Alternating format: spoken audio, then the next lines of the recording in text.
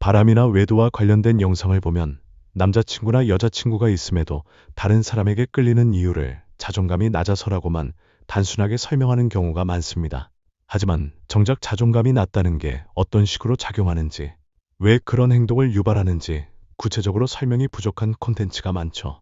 이런 명확하지 않은 지식이나 정보를 접하다 보면 머릿속에서 제대로 정리되지 않은 상태로 둥둥 떠다니며 스스로를 부정적인 암시에 빠뜨릴 수 있습니다. 괜히 혼란스럽고 기분까지 안 좋아지는 감정에 휩싸이게 되기도 하고요. 더군다나 제대로 된 지식 없이 남성은 원래 그래, 혹은 여성은 원래 그래 같은 식으로 왜곡된 관점을 가지게 된다면 이후의 연애에서 좋은 사람마저도 알아보지 못하고 스스로 떠나보내는 결과를 초래할 수 있습니다.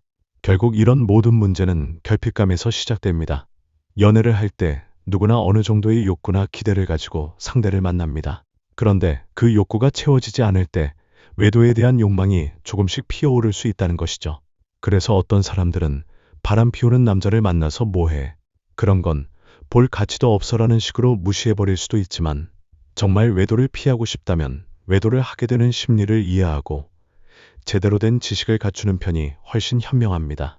바람이나 외도에 대해서는 사람마다 입장이 다르겠지만, 어떤 여성들은 남자의 바람 소리만 들어도 치가 떨릴 수 있고, 남자 역시 여자의 외도 소문만 들어도 분노가 치밀어 오를 수 있습니다. 그런데 요즘은 여성의 외도 비중 또한 높아지고 있어요. 제가 여러 상담을 하면서 느낀 점은, 과거에는 바람이라는 단어만 들어도 치가 떨릴 만큼 싫어했던 사람이라도 막상 자신이 관계에서 심한 결핍감을 느끼면 그 상황에 빠져들 수 있다는 겁니다. 본인도 외도의 상황을 통제할 수 없을 정도로 복잡하고 혼란스러운 감정에 힘들어하기도 하죠. 정리하자면, 외도는 결국 관계에서 발생된 결핍을 메우려는 행위입니다. 모든 관계는 결핍을 내포하고 있기 때문에 누구에게나 외도에 대한 욕구가 생길 수 있어요. 다만 누구는 이를 절제하고 누구는 절제하지 못할 뿐입니다. 지피지기 백전백승이라는 말처럼 내가 연애를 성공적으로 이끌고 싶다면 내 심리도 알고 상대방의 심리도 알아야 합니다. 그래서 어떤 결핍이 외도를 발생시키는지를 살펴봐야 해요. 첫 번째로, 애착에 대한 결핍이 있습니다. 성장 과정에서 충분한 보살핌과 애정을 받지 못하면 가령 부모 간의 갈등이나 폭언, 학대, 혹은 심한 비교를 경험한 자녀는 마음속에서 어머니나 아버지에 대한 분노나 적개심을 품게 됩니다. 이렇게 부모에게서 해결되지 못한 분노는 자연스럽게 자신의 연인에게 투사되는 경우가 많아요. 예를 들어, 남성은 어린 시절 어머니로부터 경험한 여성상을 여자친구에게 투사하고, 여성은 아버지로부터 경험한 남성상을 남자친구에게 투사하는 식이죠. 우리는 누구나 마음속에 좋은 부모 이미지와 나쁜 부모 이미지를 함께 가지고 살아갑니다. 그런데 나쁜 부모 이미지가 마음에서 너무 크게 자리 잡고 있으면 내가 받아들일 수 없는 것들에 대한 기준이 매우 엄격해집니다. 그러다 보니 현실적으로는 절대 충족될 수 없는 기대를 상대에게 품게 되고, 애초에 이루어질 수 없는 이상형을 꿈꾸게 되는 거예요. 하지만 본인은 이 기대가 당연하다고 여기기 때문에 전혀 비현실적이라고 느끼지 못하죠.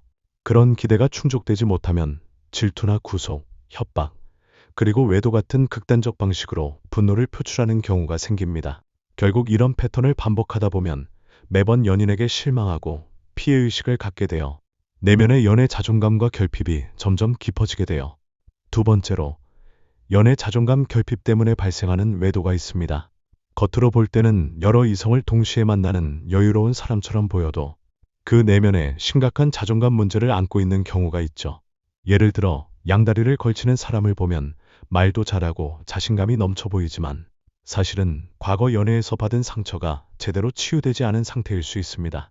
누군가와 새롭게 만난다고 해도 이전과 비슷한 비현실적 기대와 환상을 또 품기 때문에 결국 같은 방식으로 상처를 받고 연애라는 영역 자체를 불신하게 되죠. 이렇게 나는 또 실패할 거야 같은 두려움이 커지다 보니 한 사람에게만 집중했다가 실패하면 견디지 못할 것 같은 공포가 생기는 겁니다. 그래서 차라리 양다리를 걸치면서 느끼는 죄책감이 낫지, 관계가 또 무너졌을 때 받을 상처가 훨씬 더 두렵다라는 식으로 자기 방어를 하는 것이죠. 세 번째로, 마음이 식어서 생기는 외도가 있습니다. 상호 애착에 문제가 없더라도 한쪽이 연인에게 매력을 느끼지 못하거나 신뢰관계가 크게 흔들리면 자연스럽게 다른 사람에게 마음이 갈 수 있습니다. 예를 들어 3년을 만난 커플이 있다고 합시다. 여자 쪽은 꾸준히 자기 개발을 하고 미래를 준비하느라 결혼 자금도 모았는데 남자는 3년 전과 비교했을 때 달라진 게 전혀 없다고 하면 어떨까요? 살도 10kg 가까이 늘고 여전히 취업을 준비만 하면서 PC방을 전전한다면 여자는 점점 남자에게서 매력을 찾지 못하게 됩니다. 그 상태에서 새로운 사람을 만나게 되면 자연스럽게 마음이 그쪽으로 쏠릴 수 있어요. 이런 경우 양심이 있는 사람이라면 기존 남자와의 관계를 정리하고 새 사람을 만나겠지만 안정감과 익숙함을 동시에 포기하기 싫어 양다리를 걸치는 일도 생길 수 있습니다. 혹은 정을 떼는 과정에서 시간이 필요하다고 생각해 이별을 서서히 준비하기 위해 다른 사람을 만나는 경우도 있죠. 결국 모든 사람은 부모나 남녀관계, 사회관계에서 크고 작은 실망을 겪으며 살게 됩니다. 그러다 보면 누구나 애착 결핍이나 자존감 결핍을 한 번쯤은 경험하게 돼요. 중요한 건 그 결핍이 생겼을 때 내가 어떻게 반응하느냐죠. 누군가는 결핍의 상황에서 한 번 더 배우고 발전하며 이전의 실패를 교훈으로 삼아 새 관계를 긍정적으로 만들어가지만 또 다른 누군가는 계속해서 관계의 실패에 주눅들고 인간관계 자체를 두려워하면서 지내게 됩니다.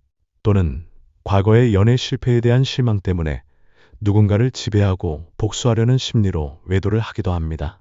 나는 외도를 하는 사람과는 전혀 관련이 없어라고 생각할 수 있지만 사실 집착하는 사람, 지나치게 상대의 눈치를 보는 사람 역시 마음 한편에 해결되지 않은 결핍과 욕망을 갖고 있는 건 마찬가지입니다. 단지 바깥으로 드러나는 대처 방식이 다를 뿐이라는 거죠.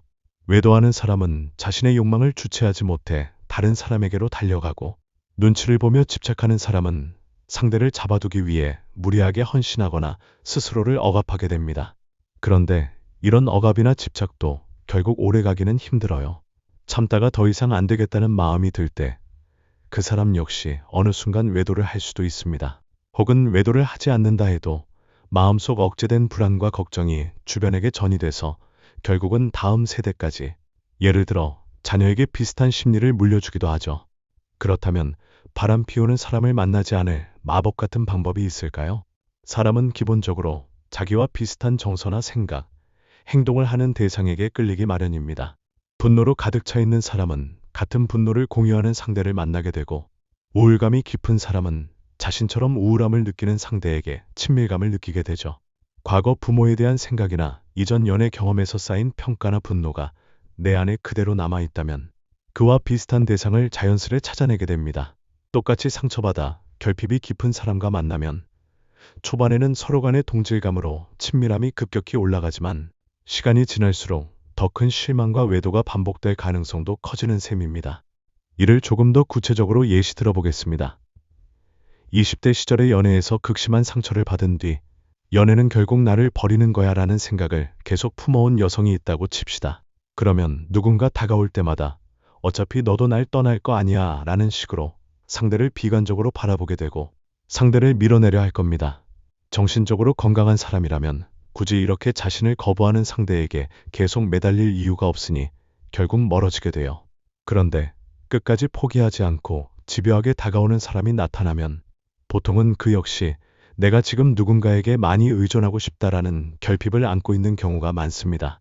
여자는 이를 나를 진심으로 사랑해주는 사람이라 여겨서 새롭게 연애를 시작하지만 결국 두 사람 모두 상처받은 자존감을 달래줄 대상을 찾았던 것이지 근본적인 치유를 한 상태는 아니었던 거죠.